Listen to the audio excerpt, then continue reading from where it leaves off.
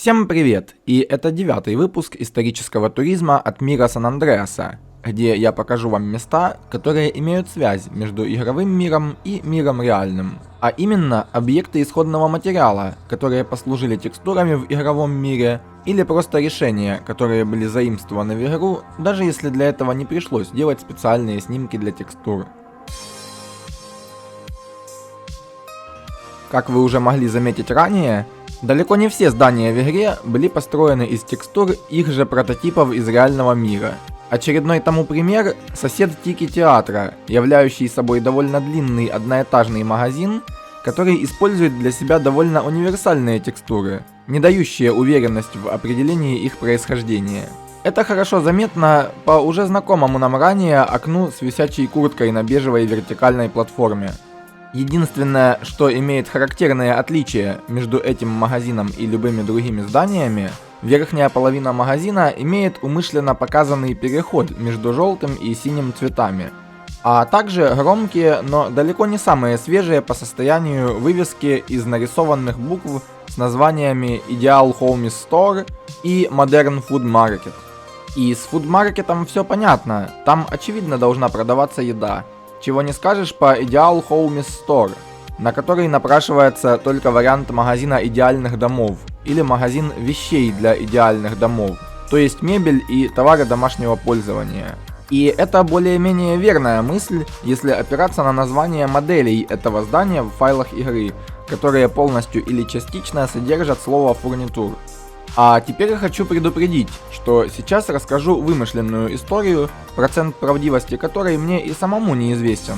Но я так представляю ситуацию, которая связана с появлением данного здания в игре. Сан-Андреас в самом разгаре разработки. Уже изначально решено, что он будет о Лос-Анджелесе 1992 года неспроста, а именно в год Лос-Анджелесского шестидневного бунта. Во время подготовки технического задания для фотографа в 2004-м могли фигурировать такие вот фотографии из 1992 года, где изображен магазин с заметной длинной надписью Price Food Market. Узнав, что здание находится на перекрестке западного бульвара Пика и южного бульвара Редондо по адресу 5112 бульвара Пика, фотограф поехал на тот самый перекресток искать засевшую в памяти надпись из больших букв. Но за 12 лет окружение немного поменялось, и никакого Price Food Market там не нашлось. Но совсем рядом, по адресу 5121 бульвара Пика, располагался магазин из двух половин, среди которых был магазин спиртных напитков желтого цвета и, соответственно, магазин мебели синего цвета. В интерьере именно этого магазина и снимали самое начало фильма «Угроза обществу» 1993 года, но в фильме не показан вид на фасад. Имея референсы из старых фотографий Price Food Market 1992 года и фотоматериала 2004 года с двухцветным зданием через дорогу напротив, дизайнер внутриигровой инфраструктуры сделал обобщенный образ большого магазина с измененным названием Modern Food Market, а мебельную половину назвал магазином идеальных братанов, оставив ориентир мебельного магазина в названии модели. Но фотографии 2004 года с этого здания могли не сгодиться для использования в создании текстур, потому в игре мы видим рисованный текст названия магазинов на посторонней текстуре обшивки, искусственно перекрашенной в фоторедакторе в те цвета, которые были на референсе от фотографа. Название фурнитур имеет не только это здание, но и весь блок, который включает в себя Тики Театр с небольшим магазином сбоку и позади него, землю под Клакенбеллом восточного Лос-Сантоса и ресторан Lolitas Market, о котором и пойдет сейчас речь. Само собой, все заведения с названием Lolitas Market в Лос-Анджелесе не имеют никакой связи с тем, что мы видим в игре. Но есть здание по адресу 1600 Северной Альварадо-стрит, которая имеет схожесть с игровым Lolitas Market'ом не только по форме фасада и расположением входной двери на его углу, но и по шрифту нанесенных краской надписей, хоть и далеко не все они соответствуют игровому варианту. В частности, само название заведения. На Google картах с 2007 и на старом фото предположительно ранее 2007 мы видим ресторан, который называется Майяс, и он никак не маркет, а только ресторан. А где та самая надпись Lolitas, которая не слишком-то и отличается стилем и цветом ее написания от реального варианта ресторана? Согласно информации об истории бизнесов по этому адресу, ресторан Майяс зарегистрирован в августе 2000-го, и его существование покрывает период фотографирования материала для текстур в 2004-м. И я бы сказал, что в игре ресторан называется Лолита, потому что через дорогу от Майяс была парикмахерская с таким названием. Но на том же сайте указано, что она открылась в первой половине 2007-го, за полгода до первых снимков Google Panorama в том месте. Не исключено, что мы видим рисунок всех этих слов состоянием 2004 года, и на любом фото из интернета можно увидеть уже измененный, перерисованный вариант. А касательно цвета здания, скорее всего оно тоже могло быть темно-красного цвета, как и в игре, судя по останкам фона под надписям на текстуре из игры. Но так совпало, что в будущем его все же перекрасили в этот темно-красный цвет. Выходя на предмостовой перекресток около дома Дениз, с другой его стороны одним из видимых заведений будет стрип-клуб Live Nude Girls с целым рядом гипсовых скульптур, среди которых самая первая имеет иной размер, отличающийся от всех остальных. Такой стрип-клуб был по адресу 365 Северного бульвара Ла Синьега, и вот сейчас вы видите фото, на котором он выглядит ближе всего к тому, как его фотографировали в 2004-м. Для текстуры стены клуба была сфотографирована стена с той скульптурой, которая была первой из двух и находилась слева от центра вывески. Во все годы съемок Google Panorama стрип-клуб имеет слегка другое внешнее оформление и цвета, а скульптуры убрали между 2011 и 2014. Игрок никак не взаимодействует с данным стрип-клубом, поэтому сразу напрашивается ответ на вопрос, почему первая статуя меньше, чем остальные. В модели здания предусматривалась дверь, которую в дальнейшем забыли туда разместить, использовав там текстуру стены, которой как раз и является эта картинка со статуями. Но дверь немного ниже стены, потому и статуя меньше в размерах.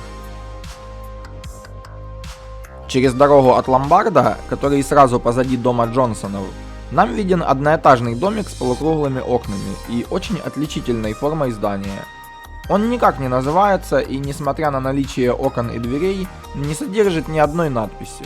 Благодаря иностранному игроку из GTA Forums я узнал, что такое здание было стандартным решением фастфуд-магазинов Taco Bell 60-х годов, которая называлась Mission Style. И это было немного очевидно, если бы я заглянул в название текстуры окна, которая называется Last Taco 1. Но есть и другая текстура Last Taco 6, которая является собой фотографию из старого текстурпака Marlin Studios и не имеет никакого отношения ни к Лос-Сантосу, ни к Лос-Анджелесу. Таких зданий было много, и ни в одном из них нет именно такого окна, как в игровой текстуре. Но также заметно, что даже если эта текстура это плод работы фотошопера, что видно по повторяющимся одинаковым кирпичикам, она сильно похожа на дизайн Taco Bell, и даже спинки от стульев, которые вы видите через окно в нижней половине, это также классический дизайн стульев данной сети фастфуд-ресторанов тех времен. По моему мнению, самый подходящий ресторан, который мог бы быть референсом для создания игрового ресторана, располагался по адресу 5324 бульвара Голливуд. В архитектурном плане он вполне подобен ресторану из Лос-Сантоса, хоть и ни на одной фотографии из интернета он уже не был Taco Bell. В нем должны были находиться красные навесы, которые имели свою текстуру в игре, но не были выполнены в модели здания, получив свое применение на соседнем безымянном магазине. Но это не точная информация, скорее предположение. Позади безымянного Taco Bell мы замечаем баннер Liquor Mart, который мог запомниться ранее причудливым шрифтом и своими желтыми и оранжевыми полосами. Он не единственный в игре. Его копию можно встретить в Виллоуфилде, недалеко от других алкогольных магазинов. И так же как и в предыдущем случае, таких магазинов и вывесок было много в Лос-Анджелесе. И хоть они далеко не все дожили до наших дней, на Google панорамах можно встретить такие неоднократно. Но наша вывеска с игровой текстуры не дожила даже до самых первых панорам, потому что по адресу 7580 бульвара Сансет, где располагался тот самый магазин, Мы уже видим новую, более современную панель, которая не меняется включительно аж до 2019 года, пока этот магазин не разрушили вовсе, со всеми прилегающими к нему зданиями. И есть только черно-белые снимки различных годов ранее 2000-го, где вывеска видна полностью и имеет идеальное сходство по форме полос, точно так же заступающих на надпись названия магазина. В очередной раз спасибо проекту 12 Sunsets от Эда Ручи. Соседнее здание от этого ликер-марта в игре называется Laundry Cleaners с логотипом, слегка напоминающим стиральную машинку. Эта прачечная очень слабо заметна игроку, так как ее загораживает ранее упомянутый Taco Bell. Она повторяет судьбу ликер-марта тем, что не позволяет нам себя увидеть в ее игровом образе на Google панорамах по адресу 8477 бульвара Sunset. Но так как она находится на том же бульваре, в проекте 12 Sunsets есть много старых снимков, где виден оригинальный логотип, который скорее показывает солнце на закате, нежели стиральную машинку. Да и слова в названии там в другом порядке, в сравнении с игровой прачечной. Мало кто знает, что витрина ликер-марта и прачечной это скорее всего изображение посторонней витрины, но в файле текстур совсем другого блока в Willowfield есть и текстура, содержащая в себе снимок реальной витрины этой прачечной того времени. Название Рено в нашем случае будет вымышленным, так как и до и после релиза игры реальная прачечная всегда называлась Sunset Hills Cleaners. По непонятным причинам эта текстура не используется как на модели прачечной, так и в том районе, к которому привязан файл текстур, где содержится данное изображение.